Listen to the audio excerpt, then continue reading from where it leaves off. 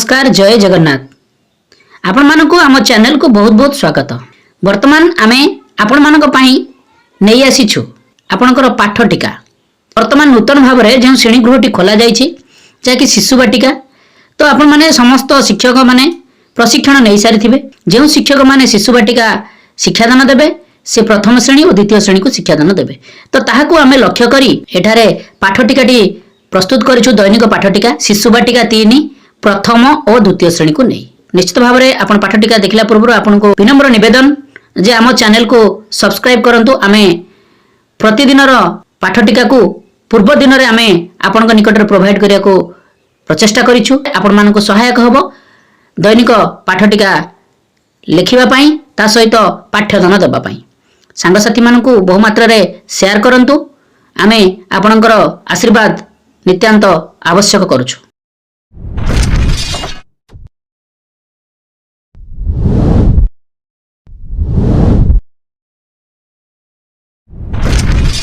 देखंतु आमे आपण मानक पई नै आछु 22/12/2025 जहाँकि सोमवार शिशु बाटिका 3 प्रथम और द्वितीय श्रेणी निमंते दैनिक पाठ टीकाटी आरंभ करबा पूर्व आपण माने एबळी कलम कराई नियंतु जहाँकि समय श्रेणी पीरियड विषय प्रसंग विकासर दिग दक्षता एलो कोर्स जहाँकि पाठ्यक्रम लक्ष्य प्रत्यास्थ फलाफल शिक्षण सामग्री शिक्षण कार्य आउ मंतव्य तो ये कलम गुड़िक कराई नियंतु। यापर आपणकर कार्यक्रम आरंभ हो जहाँकि प्रार्थना समय अवधि हम 10 टा 10:15। यापर आपणकर प्रथम पीरियड कार्यक्रम आरंभ हो। प्रथम शिशु बाटिका 3 को नेबे समय अवधि आरंभ हो 10:15 ରୁ 11टा। विषय प्रसंग रह सर्कल समय गोल बैठक मुक्त वार्तालाप विकास रह सामाजिक आवेगिक और नैतिक विकास दक्षता रह परिष्कार परिच्छन्नता जांच करने सह दैनंदिन कार्य स्वाधीनता देखाइबे। येलो कोर्स रह CG4 C4.5 प्रत्यास्थ फलाफल रह छात्र छात्री माने दैनंदिन कार्य स्वाधीनता देखाइबे। TLM आवश्यक चित्र कार्ड शिक्षण कार्य रह पिला मानंको दैनंदिन कार्य किपरि स्वाधीनता देखाइबी बुझाई कहिबे। तो ये शिशु बाटिका 3 कार्यक्रमटी परिसमाप्ति हेबो। यापर प्रथम श्रेणी प्रथम पीरियड विषय प्रसंग हम हस खेल भाग 2 पाठ 20 जहाँकि मूषिक राजा विकास रह भाषागत विकास दक्षता रह अनुच्छेद पठन येलो कोर्स रह OD 112 प्रत्यास्थ फलाफल रह छात्र छात्री माने अनुच्छेद को पठन और लिखन करेंगे। TLM आवश्यक अनुच्छेद कार्ड शिक्षण कार्य रह अनुच्छेद कार्ड पिला देवी पढ़ा और लेखा कहबी। तो ये आपंकर प्रथम श्रेणी कार्यक्रमटी परिसमाप्ति हेबो। यापर द्वितीय श्रेणी प्रथम पीरियड समय अवधि आरंभ हो 10:15 ରୁ 11ଟା। विषय प्रसंग हस खुशी पाठ 17 अनुच्छेद लेखा विकास रह भाषागत विकास दक्षता रह अनुच्छेद पठन और लिखन येलो कोर्स रह OD 116 प्रत्यास्थ फलाफल रह छात्र छात्री माने अनुच्छेद को पठन और लिखन करेंगे। TLM आवश्यक अनुच्छेद कार्ड शिक्षण कार्य रह पिला मानंको अनुच्छेद कार्ड दे लिखन और पठन करने को कहबी। यही प्रथम श्रेणी कार्यक्रमटी परिसमाप्ति हेबो। यापर द्वितीय श्रेणी शिशु बाटिका 3 को नेबे समय अवधि आरंभ हो 11ଟା ରୁ 11:45। विषय प्रसंग रह मुक्त खेल विकास रह शारीरिक विकास दक्षता रह इच्छा अनुसार खेल खेलिबे।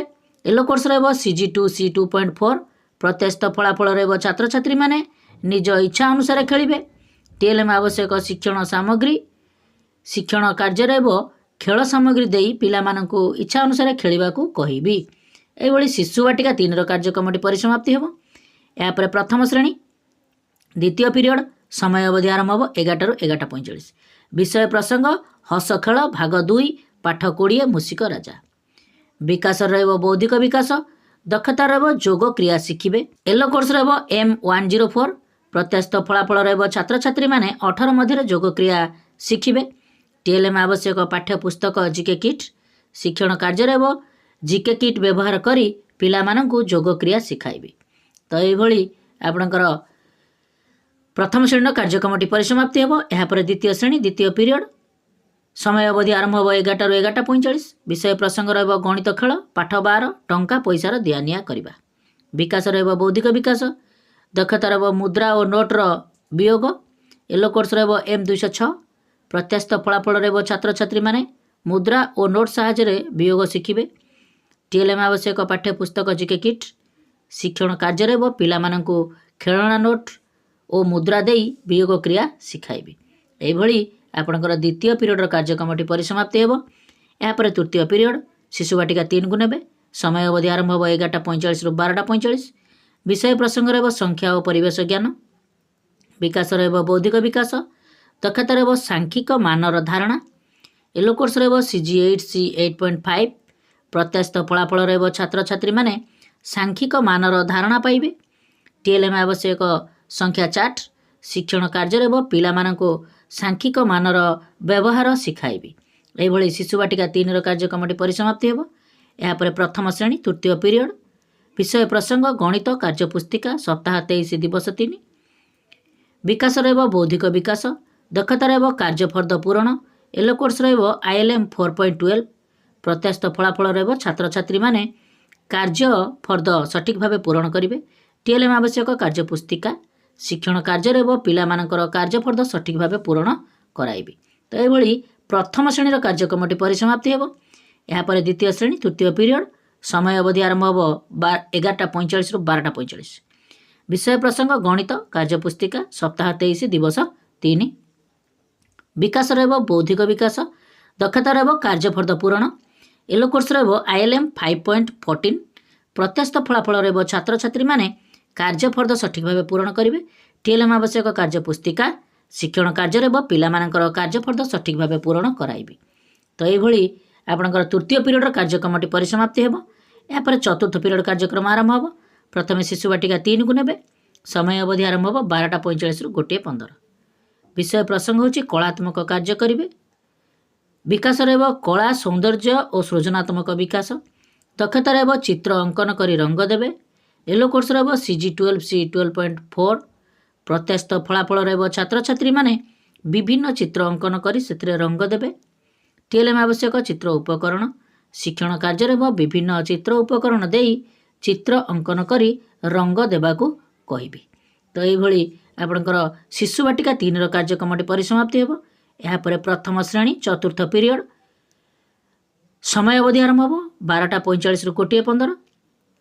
ବିଷୟ ପ୍ରସଙ୍ଗ ହେଉଛି ପରିବେଶ ମୂଷିକ ରଜା। ବିକାଶ ରହିବ ସାମାଜିକ ବିକାଶ। ଦକ୍ଷତା ରହିବ ଆଞ୍ଚଳିକ ଲୋକ ପର୍ବ। ୟେଲୋ କୋର୍ସ ରହିବ IL 4.2।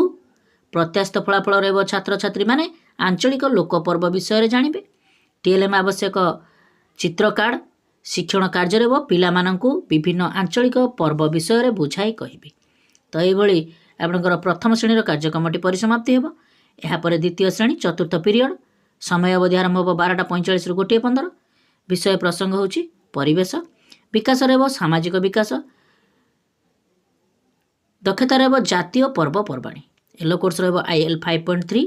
ପ୍ରତ୍ୟାଶିତ ଫଳାଫଳ ରହିବ ଛାତ୍ରଛାତ୍ରୀମାନେ ଜାତୀୟ ପର୍ବପର୍ବାଣୀ ବିଷୟରେ ବୁଝିବେ ଓ ଲେଖିବେ। TLM ଆବଶ୍ୟକ ଜାତୀୟ ପର୍ବପର୍ବାଣୀର ଚିତ୍ର କାର୍ଡ଼। ଶିକ୍ଷଣ କାର୍ଯ୍ୟ ରହିବ ପିଲାମାନଙ୍କୁ ଜାତୀୟ ପର୍ବପର୍ବାଣୀ ବିଷୟରେ ବୁଝାଇ କହିବି। ତ ଏଇଭଳି ଆପଣଙ୍କର ଚତୁର୍ଥ ପିରିୟଡ଼ର କାର୍ଯ୍ୟକ୍ରମଟି ପରିସମାପ୍ତି ହେବ। ଏହାପରେ 1:15ରୁ 2ଟା ପର୍ଯ୍ୟନ୍ତ ଆପଣଙ୍କର ମଧ୍ୟାହ୍ନ ବିରତି କାର୍ଯ୍ୟକ୍ରମ ରହିବ। ଏହାପରେ ପଞ୍ଚମ ପିରିୟଡ଼ କାର୍ଯ୍ୟକ୍ରମ ଆରମ୍ଭ ହେବ। ପ୍ରଥମେ ଶିଶୁ ବାଟିକା 3କୁ ନେବେ। ସମୟ ଅବଧି ଆରମ୍ଭ ହେବ 2ଟାରୁ 3ଟା। ବିଷୟ ପ୍ରସଙ୍ଗ ରହିବ ଭାଷା ଓ ସାକ୍ଷରତା। ବିକାଶ ରହିବ ଭାଷାଗତ ବିକାଶ। ଦକ୍ଷତା ରହିବ ବର୍ଣ୍ଣମାଳାକୁ ଚିହ୍ନିବେ। ୟେଲୋ କୋର୍ସ ରହିବ CG10 C10.3। ପ୍ରତ୍ୟାଶିତ ଫଳାଫଳ ରହିବ ଛାତ୍ରଛାତ୍ରୀମାନେ ବର୍ଣ୍ଣମାଳାକୁ ଚିହ୍ନିବେ ଓ ଲେଖିବେ। TLM ଆବଶ୍ୟକ ବର୍ଣ୍ଣମାଳା ଚାର୍ଟ। ଶିକ୍ଷଣ କାର୍ଯ୍ୟ ରହିବ ପିଲାମାନଙ୍କୁ ବର୍ଣ୍ଣମାଳାଗୁଡ଼ିକୁ ଚିହ୍ନାଇବି ଓ ଲେଖିବାକୁ କହିବି। ତ ଏଇଭଳି ଶିଶୁ ବାଟିକା 3ର କାର୍ଯ୍ୟକ୍ରମଟି ପରିସମାପ୍ତି ହେବ। ଏହାପରେ ପ୍ରଥମ ଶ୍ରେଣୀ ପଞ୍ଚମ ପିରିୟଡ଼। ବିଷୟ ପ୍ରସଙ୍ଗ ହେବ ଭାଷା କାର୍ଯ୍ୟପୁସ୍ତିକା ସପ୍ତାହ 23 ଦିବସ 3। ବିକାଶ ରହିବ ଭାଷାଗତ ବିକାଶ। ଦକ୍ଷତା ରହିବ କାର୍ଯ୍ୟଫର୍ଦ୍ଦ ପୂରଣ। ୟେଲୋ କୋର୍ସ ରହିବ ECL 14.6।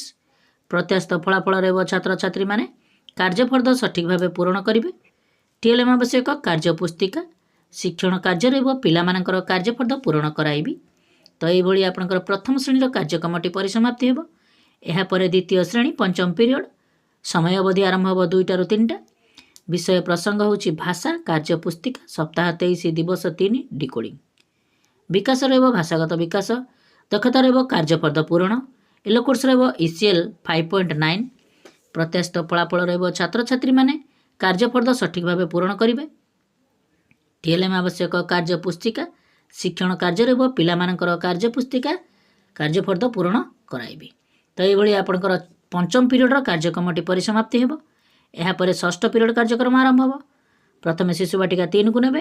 ସମୟ ଅବଧି ଆରମ୍ଭ ହେବ 3ଟାରୁ 3ଟା 30। ବିଷୟ ପ୍ରସଙ୍ଗ ହେଉଛି ଘର ବାହାର ଖେଳ। ବିକାଶ ରହିବ ଶାରୀରିକ ବିକାଶ, ଦକ୍ଷତା ରହିବ ବିଭିନ୍ନ ଖେଳ ଖେଳିବେ। ୟେଲୋ କୋର୍ସ ରହିବ CG3C 3.9।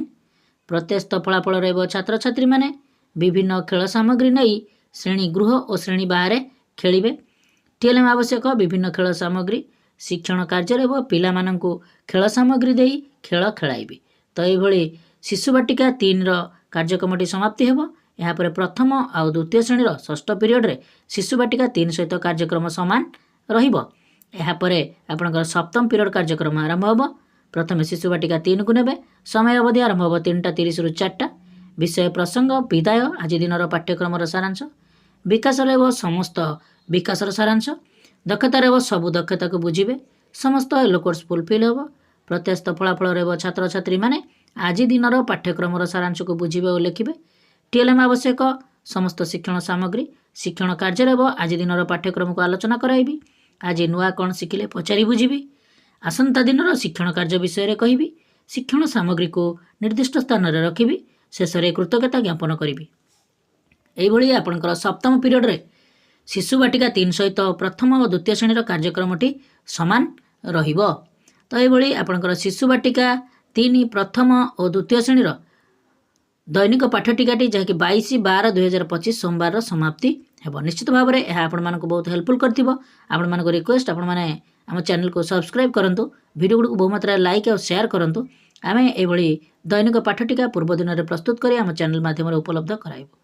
ନମସ୍କାର। ସର୍ବେ ଭବନ୍ତୁ ସୁଖିନଃ।